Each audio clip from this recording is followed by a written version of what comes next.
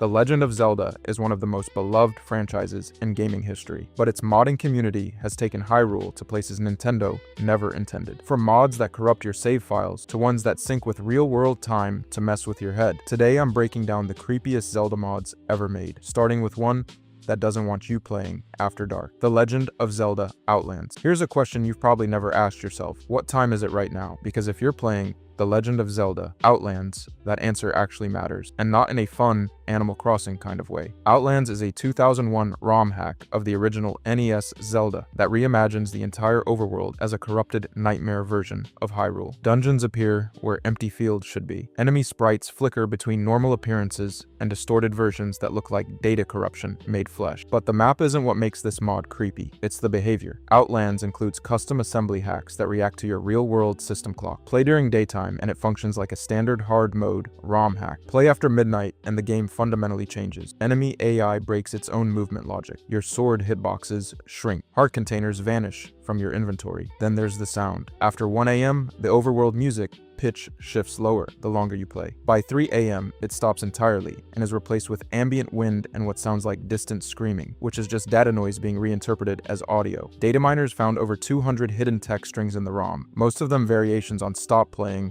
and it sees you. They replace item notifications, overwrite dungeon names, and occasionally replace Link's sprite entirely with corrupted text. Players documented that extended nighttime sessions would sometimes cause save file corruption, though whether that was intentional sabotage or sloppy code remains unclear. But if a mod that punishes you for playing at night sounds bad, wait until you hear about one that punishes you for playing at all. The Legend of Zelda, Curse of the Crypt. Every Zelda game is built on the same promise. You're the hero, you save people. That's the deal. But the ROM hacking community has spent decades asking one question: what if we broke that deal completely? The A-link to the past ROM hacking scene is one of the most active in retro gaming. Tools like Zelda LTTP have let modders tear the game apart and rebuild it from scratch, and the results range from simple difficulty hacks to full-blown total conversions with custom overworlds, redesigned dungeons, and entirely new storylines. The ALTP randomizer alone has millions of runs logged. People aren't just replaying this game, they're rewriting it. But here's where it gets interesting. A subset of these hacks lean hard into horror territory. Mods like Parallel Worlds and Goddess of Wisdom already push the game into darker, more punishing design spaces, but some creators went further, building atmosphere that the original Super Nintendo hardware was never meant to deliver. Custom tile sets that turn Hyrule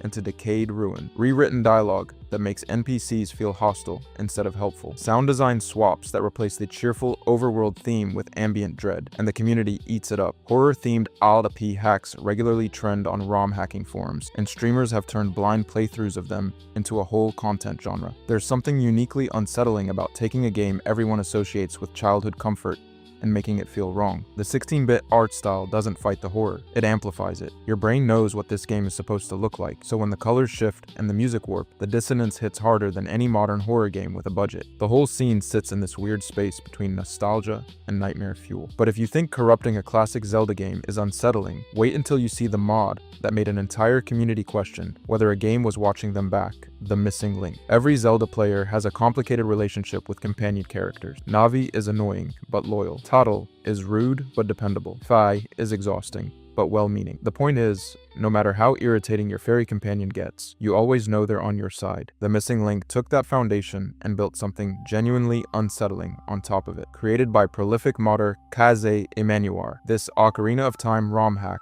pushed the N64 hardware to its absolute limits with custom-level geometry and expanded memory tricks that had zero business running on original hardware. And the opening section is actually kind of beautiful. You explore a decaying parallel version of Hyrule with atmospheric fog effects, crumbling architecture, and eerie silence, replacing the familiar overworld music. Then the mod starts playing with your expectations. Familiar locations are twisted into unrecognizable labyrinth. The Temple of Time becomes a vertical nightmare. Hyrule Castletown turns into a maze of dead ends and false floors. Everything you thought you knew about Ocarina's world design gets weaponized against you. But here's where it gets genuinely impressive from a technical standpoint. Kaze managed to implement custom enemies with AI behaviors the N64 was never designed to handle. Shadow versions of Link that mirror your movement. Re-deads that actually chase you instead of just screaming. The hardware is screaming too, but it somehow holds together. The real achievement is the atmosphere. No companion character at all, just you alone in a world that feels actively hostile. Empty villages, broken bridges leading nowhere, NPCs replaced with silent mannequins. It's Ocarina of Time if everyone left and forgot to turn the lights off. The mod became a showcase for what dedicated ROM hackers could squeeze out of 2-decade-old hardware through sheer determination and technical skill. Kays continued pushing boundaries with other projects, but the missing link remains the gold standard for atmospheric Zelda horror. But if you think architectural nightmares and AI trickery are disturbing, wait until someone decides to put actual demons inside Ocarina of Time. Doom in Ocarina of Time. Picture this.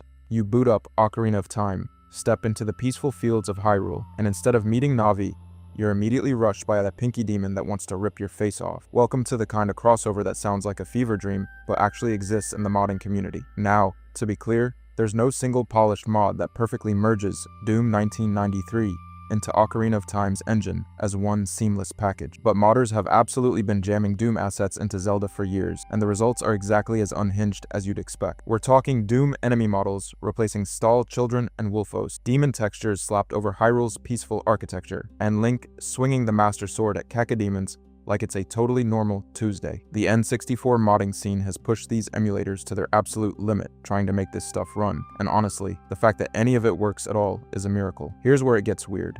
The appeal isn't the technical achievement, it's the tonal whiplash. You're standing in Kokiri Forest, a place designed to feel safe and magical, and there's an imp throwing fireballs at you. The contrast between Zelda's whimsical world design and Doom's hellscape aesthetic creates something genuinely unsettling, like two completely incompatible dreams got stitched together. Z targeting a Baron of Hell, while Saria's song plays in the background, is an experience that rewires your brain. But the most cursed part is always the audio.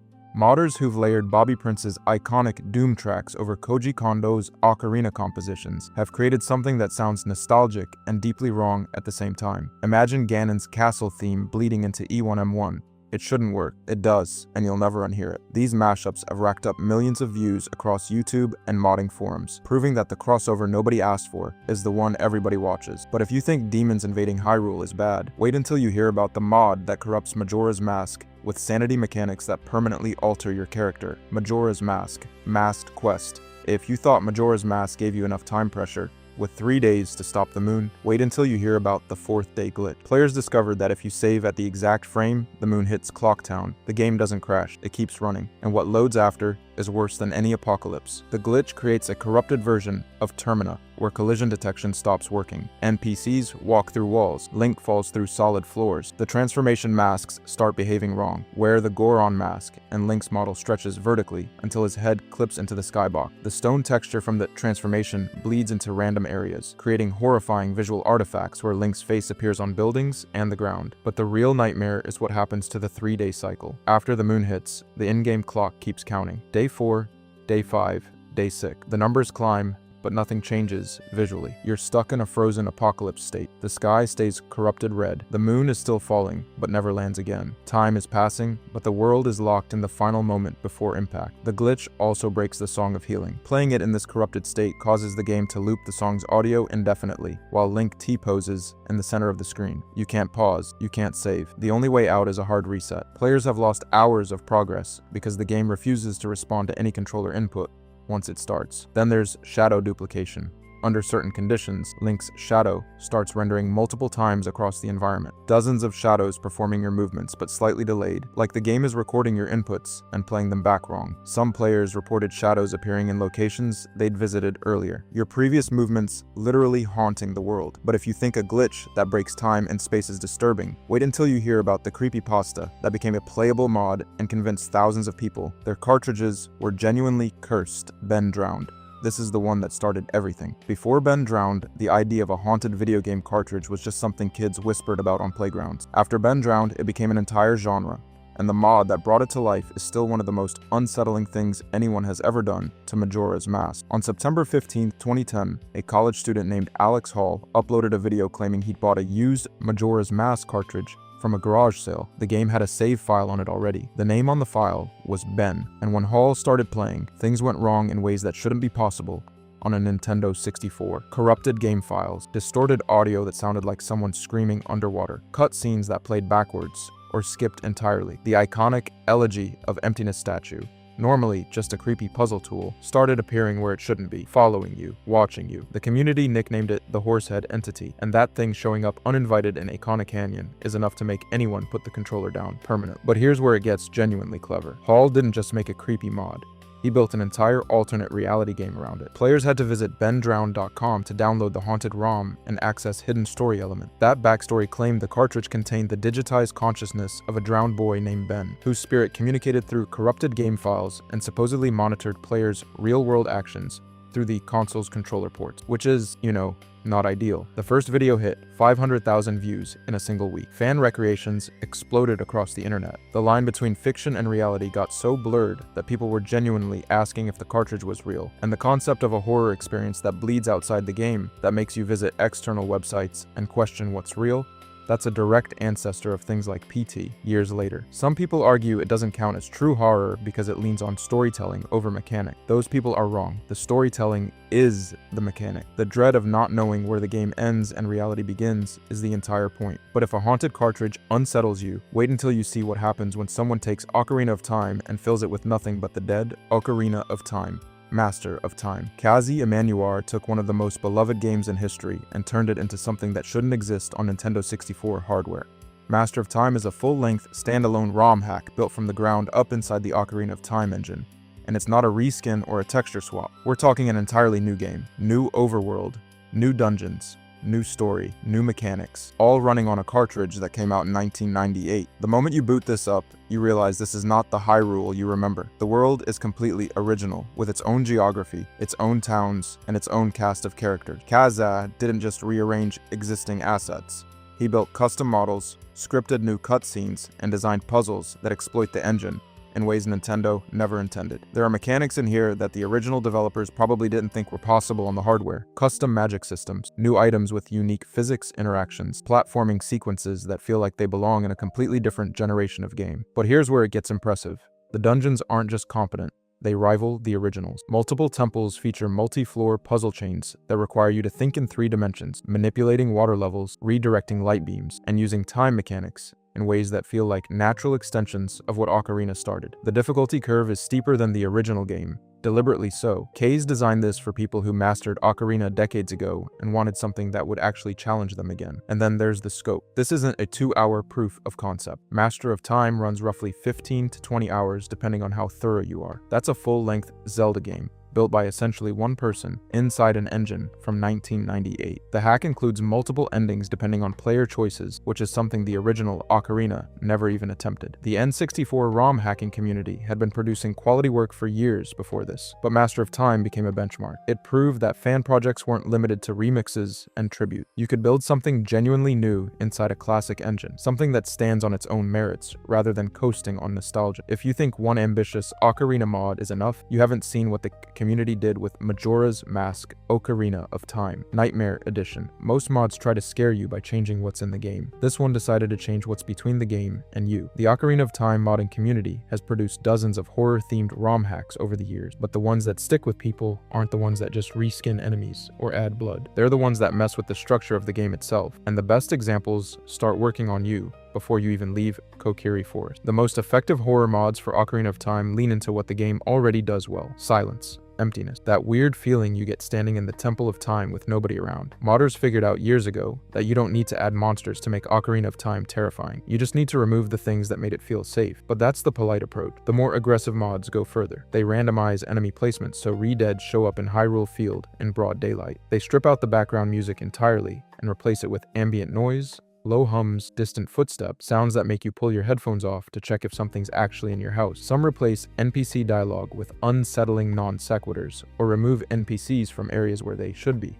leaving empty rooms that feel wrong in a way you can't immediately articulate. The familiar becomes hostile. Then there are the texture and model replacement. The most infamous approach is corrupting the character models just enough that they sit in the uncanny valley. Link's face stretched slightly too wide. Saria's eyes tracking the camera when they shouldn't. Navi replaced with something that doesn't look like Navi anymore, but still follows you everywhere. Players have documented spending hours in these modded versions, feeling a low-grade dread that never fully resolved, because the game never gives you a clean scare. It just makes everything slightly persistently wrong. The community around these horror mods remains active on forums and ROM hacking sites, with creators constantly one-upping each other on how deeply they can burrow under a player's skin using a game from 1998. No external hardware trick, no microphone access, just a 25-year-old Zelda game twisted into something that makes you want to sleep with the lights on, which is, not ideal. But if these mods invaded your sense of comfort through atmosphere alone, the next mod invaded something deeper, your sense of the game itself. The Legend of Zelda Unbound. Nothing says Merry Christmas quite like a psychological horror ROM hack designed to make you question your own sanity. Released on December 25th, 2022, a team of independent modders dropped their complete Majora's Mask horror overhaul as one of the most disturbing holiday gifts in gaming history. While everyone else was unwrapping socks and pretending to be grateful, the download link spread across Reddit and Discord fast enough to briefly overwhelm the file hosting site, which is,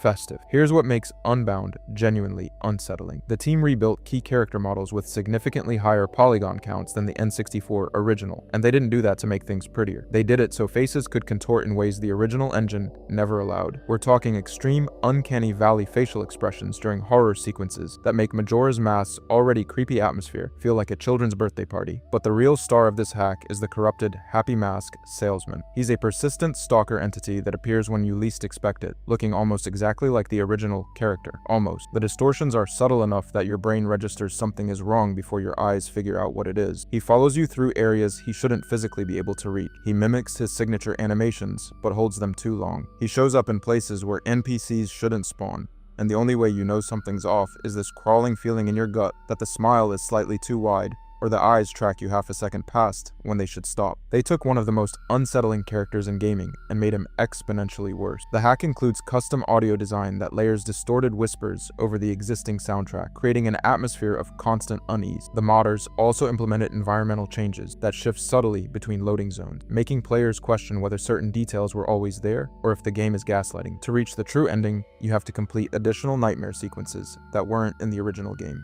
each one darker than the last. The whole project sparked genuine debate in the ROM hacking community about whether horror modifications of family-friendly games cross an ethical line or represent legitimate artistic reinterpretation. Fair arguments on both sides, honestly. And if you think corrupting beloved Nintendo characters is pushing boundaries, wait until you see what happens when Breath of the Wild's Blood Moon mechanic gets turned into a full-blown nightmare. Breath of the Wild, the relentless Blood Moon. Breath of the Wild is the most freeing game Nintendo has ever made. You can go anywhere, climb anything, cook a dubious pile of nonsense, and eat it on a cliff at sunrise. It's pure, open-world joy. So naturally, some players looked at all of that and said, what if we made it terrifying? The Blood Moon mechanic in the base game already unnerves people. The sky turns crimson, Ganon's malice resurrects every enemy you've killed, and that haunting piano theme kicks in while Zelda warns you in a voice that sounds like she's losing hope. It happens roughly once every few in-game nights, triggered by a timer that counts real-time minutes played. Most players learn to deal with it. Some players actively dread it. But here's where it gets weird. The community discovered that blood moons aren't just atmospheric, they're the game's panic button. When the Switch's memory gets too cluttered with enemy despawn data, leftover effects, and environmental changes you've made, the system forces a blood moon to clear the cache, which means if you play aggressively enough, killing everything in sight,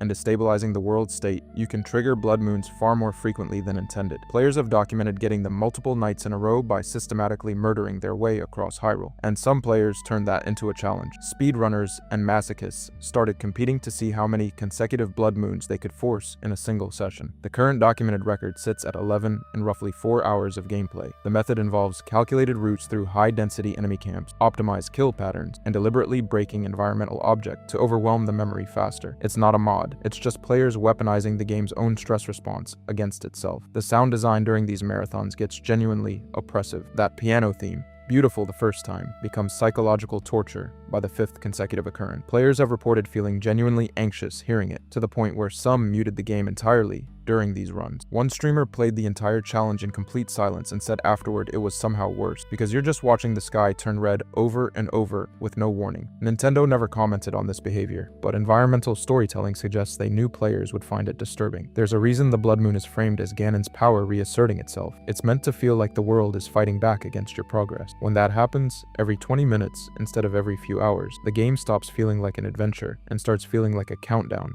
to something you can't stop. A mechanic meant to maintain stability turned into a tool for manufacturing dread. That's not a bug. That's just what happens when players find the game's breaking point and lean into it. If you enjoyed this video and want to see more, click the video on the screen now.